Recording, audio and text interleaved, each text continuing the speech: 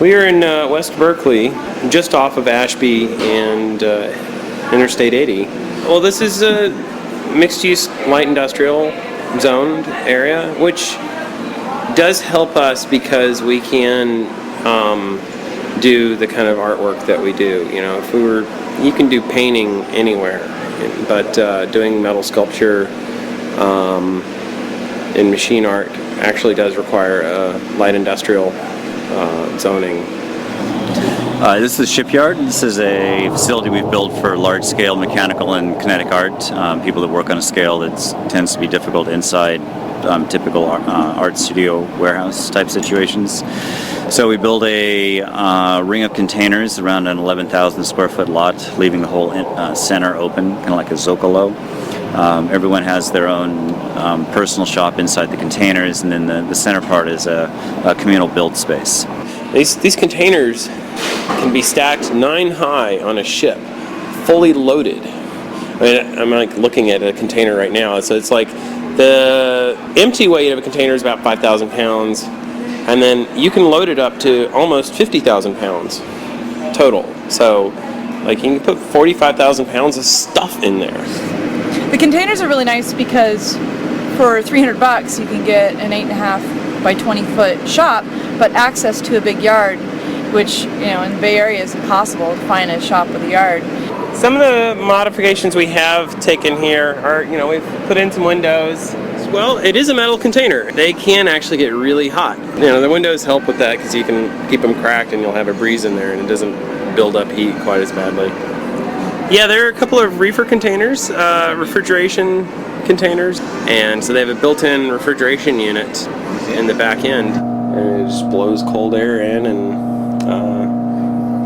you know, these will go down to minus 20. At the time that he got the containers, there was a surplus here because we had an import surplus. So shipping the containers meant shipping them empty. So it was cheaper to sell them here than to ship them back to China or wherever.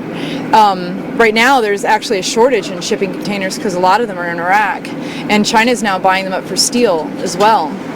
So it's actually right now difficult to get 20-foot containers. They're $1,000, the cheapest ones. And I was getting these between $500 and $750 when I was doing it.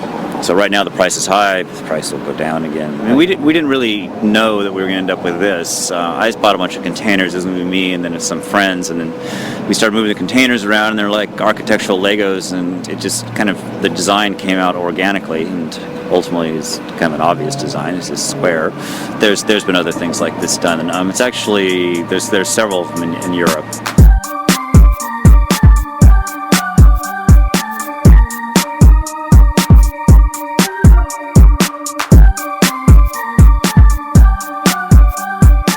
I do large-scale installation art and machine art and land art. I do a lot of art out of Burning Man. I do a lot of art separate that. Most of it's kind of in tech art circles, I would suggest. I'm the director of a project called the Rosetta Project, which is doing an archive of all documented human languages served online.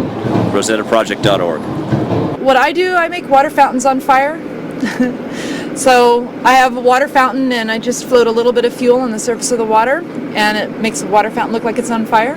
And then the water protects you so you can hold the fire in your bare hands. Jim kind of handpicks the artists here. So the collection that's here, really top notch. And everybody is so amazingly bright and smart and knows so many things, and we just help each other out and share as much as we can. And I don't know, I just love the people here. Are you with me? Are you with me? Are you with me? Are you with me? I'm like a pit bull on the microphone with lockjaw. Put a gin back in the original non-stop. And in the valley of the shadow of doubt, I got an 83 pickup and a dugout. Wake up in the morning, start the wall. Put the cap back on the 40, take the train to work, man. I ain't looking for no answers like Jay Kelleher said. You get your own choice, I can't tell. Advocate of the 0 hour work week while you busting your ass, man. I'm steady home asleep. Why the hell should I struggle like that? Even if you win the rat race, you're still a goddamn rat.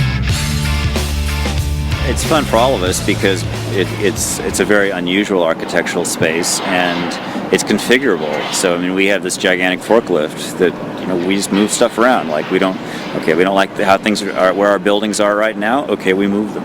Okay, and we're off the grid. We have a fully self-contained power system here, and we can reconfigure in any way we want. If we got excited and said, okay, we want to go to Brazil for 2 years, we could put the whole thing on a ship and go set it up in Brazil.